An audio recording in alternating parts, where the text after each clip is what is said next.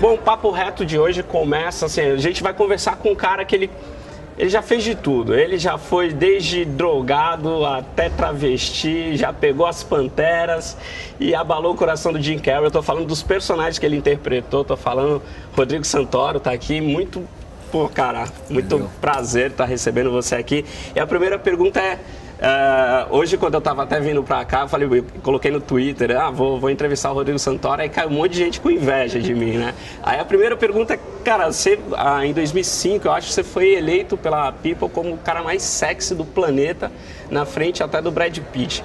Foi o orgulho da família, principalmente isso? Cara, essas eleições, elas... eu não sei quem é que elege, pra te falar a verdade, entendeu? Mas eu ri quando eu soube disso, eu achei engraçado pra caramba, porque qual é o critério, né, dessas coisas?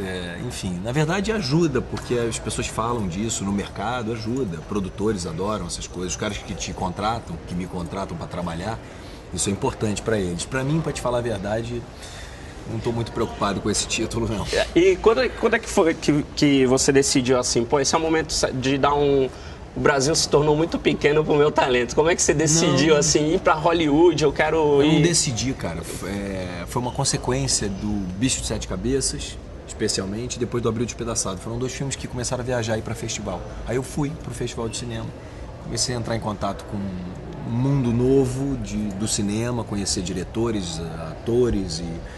Depois o Abril Despedaçado foi lançado em Los Angeles e aí eu fui abordado por alguns agentes lá e acabei pegando um agente e aí comecei a ir devagarinho a fazer. Foi um caminho, eu nunca peguei minha mala e falei vou pra lá trabalhar, tava tudo ótimo aqui, eu não tinha por que fazer isso.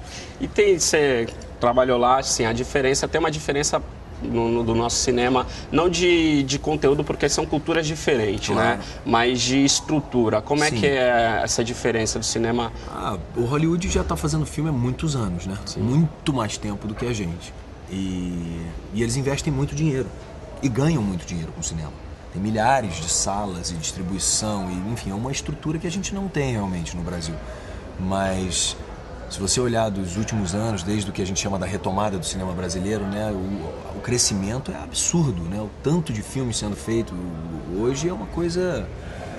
Não dá para comparar. Quando eu fiz o Bicho de Sete Cabeças, por exemplo, eram 10 filmes por ano. Você via um aqui, outro ali, alguns cineastas e tal. Hoje em dia, ainda mais com o digital, né?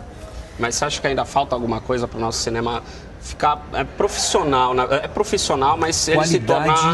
Não, qualidade técnica a gente não está devendo nada. Não está devendo nada, sim. Estamos em nível A, nível gringo. Tanto é que os nossos filmes estão ganhando festivais aí no mundo inteiro. Sim. Nossa qualidade é perfeita. Questão de talento, de mão de obra, técnica, artística, também.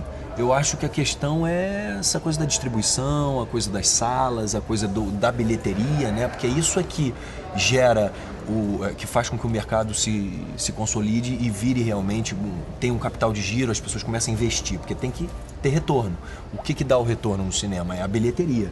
Então, se o público não vai ao cinema, não tem bilheteria. Se não tem bilheteria, não paga a conta, então o cara não investe. Então é um círculo, assim. Então só vai funcionar quando o público brasileiro começar que já começou, né? Tropa de Elite é um fenômeno, mas assim, tem alguns filmes que já estão cada vez dando mais bilheteria. E isso incentiva o cinema brasileiro. Certo. Você tá nessa viagem, essa ponte aérea, aqui no Brasil, fora do Brasil, você acompanha um pouco da política nossa aqui no Brasil? Acompanho à medida do possível. Você fez um personagem que eu acho sensacional, que foi o Neto no Bicho, que foi, ele é um cara que tinha problemas com drogas. Hoje o Brasil, que isso foi em 2001, hoje o Brasil a questão da descriminalização da maconha está muito grande. Qual é o que você acha disso, de estar agora discutindo isso? Eu acho muito importante, como tudo que está sendo discutido, a questão da violência, a pacificação dos morros que estão acontecendo no Rio de Janeiro. Eu não vi ainda o documentário do Fernando Henrique, mas estou por dentro assim, do que está rolando. São questões polêmicas e complexas. Isso daí não é uma equação, não é 2 mais 2 são 4. Não existe isso. Existem os prós e os contras e a questão é que se fosse fácil, a solução já tinha sido tomada. Eu acho que é muito fácil a gente olhar para as coisas e ficar sabe? Não, tinha que fazer isso, igual todo mundo é técnico no Brasil, né, de futebol. Tá rolando a pelada, pô, por que não foi? Vai lá e faz. Entendeu? É fácil falar. Então, o que eu posso te dizer é que o mais importante é que a questão tenha vindo à tona, que agora isso esteja sendo discutido. A própria questão do casamento, né, do matrimônio homossexual. Sim. Parece que outro dia eu li que teve um primeiro casal que... Sim. não sei exatamente de onde, mas para mim isso é evolução.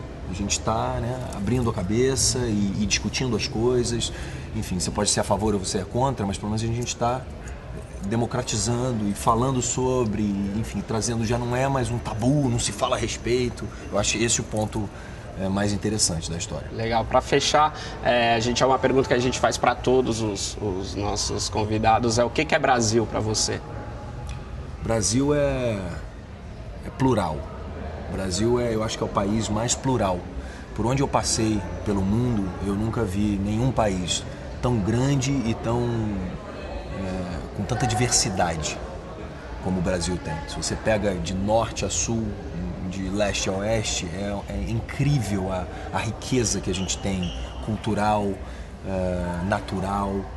É absurda. Nenhum país no mundo tem isso. O Brasil é uma joia rara. O Brasil é o país do futuro, se Deus quiser. É isso aí, Rodrigo. Queria deixar aqui para você a camisa nossa do Instituto Queirô. Queria agradecer, tá na correria aí. O Papo Reto de hoje fica por aqui. Rodrigo Santoro arrebentando. Estamos aqui em Paulínia, calor demais, mas tá frio. Mas de noite faz frio. Faz frio demais. Faz frio. Valeu, cara. Mais uma vez, obrigado, hein? Até mais.